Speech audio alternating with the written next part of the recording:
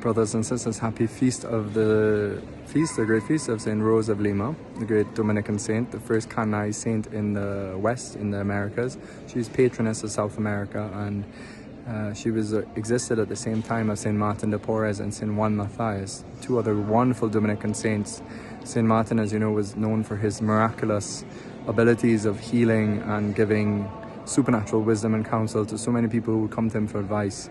And all three of them, along with Saint Juan Matthias, when Juan Matthias came from Spain, but he lived in Lima and had a tremendous devotion for the holy souls in purgatory. Saint Rose was very much inspired by Saint Catherine of Siena. Saint Catherine of Siena is one of the great mothers of the Dominican family and the whole spiritual family that follow Saint Dominic, and she was a lay Dominican. She wasn't a nun, but she lived in Siena, and I'm actually in the cathedral here in Siena. So I came to spend the day here with a pilgrimage led by some Dominican sisters in Ireland and two of our Dominican friars, one Father Damien and another Brother Chris. And Brother Chris actually would make his solemn vows on the 11th of September. So you might pray for him and Brother Benedict and Brother Boisget, who will make their vows. So if you can pray for them, that would be wonderful.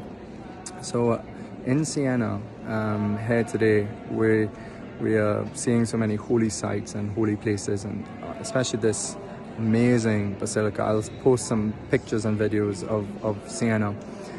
So Saint Rose of Lima was so inspired by Saint Catherine, because Saint Catherine of Siena was so touched by a vision she had. Jesus appeared on top of the church of Saint Dominic here in Siena, dressed as the Pope in papal attire, and he looked at her, and that glance of Christ in this heavenly vision that Catherine had as a young girl so pierced her heart that she tasted eternity. She tasted the eternal. She had a vision of God. She had a vision of God in Jesus Christ. And so it changed her life, and she started to live at a very young age. There used to be a cave that she used to go and pray, and she wanted to be a hermit all her life. And so she actually started to live as a hermit in the house of her parents. And to the dismay sometimes of her family, couldn't understand, but she wanted to just be in prayer all the time. Then eventually God would encourage her to go out into the world, and he promised that he would build her the cell of the heart, that he would teach her how to be in his presence, how to commune with him, how to live in that place of adoration while being in the busyness of things. And eventually God would use her to reconcile a lot between a lot of warring families and very wealthy families here in Siena, that she would try to bring reconciliation on a field. She eventually became a great advocate to try to get the Pope, who there were two popes at the time. There was a fake Pope here in Rome, and the real Pope was hiding, you could say, in Avignon. And so she went to try to get the real Pope back to Rome to take up his duties. And so she was very much, she was a boss.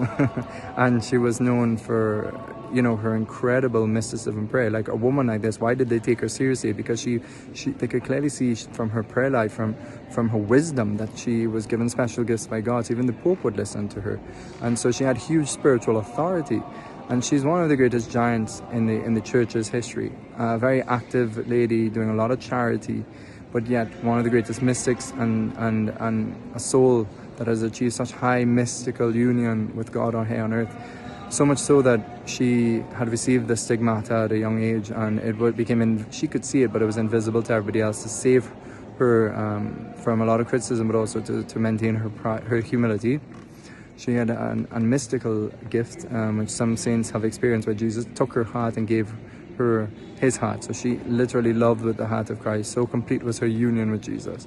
And so still today, we are still talking about St. Catherine of Siena and her wisdom. You probably would know of her as well because of the dialogue of St. Catherine, which is God the Father gave her an actual revelation which was written down.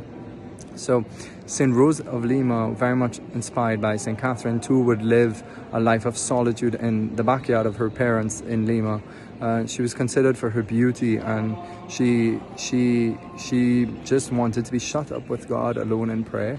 And eventually too, she would end up doing a lot of charity work with especially the Indians and the slaves at the time, and bringing God's love and charity to them in a very unjust world at her time. And she's known too for a lot of her wisdom.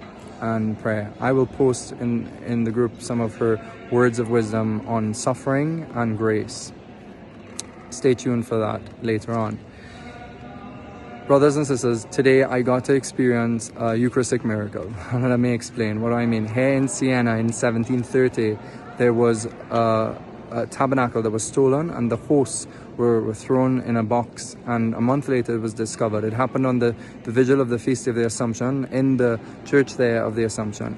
When they discovered the host, it was like covered in dirt and stuff, so they placed it in a box in the tabernacle, and they left it for a long time. 50 years later it was opened, and the hosts were still fresh, and centuries later those hosts are still fresh and they've been tested, so miraculously they still preserve. Even the container they were in decayed, but I saw those hosts with my eyes this morning. I'll send you a picture, and I got the great privilege of actually taking that chalice monstrance with the host and blessing the group, giving them benediction.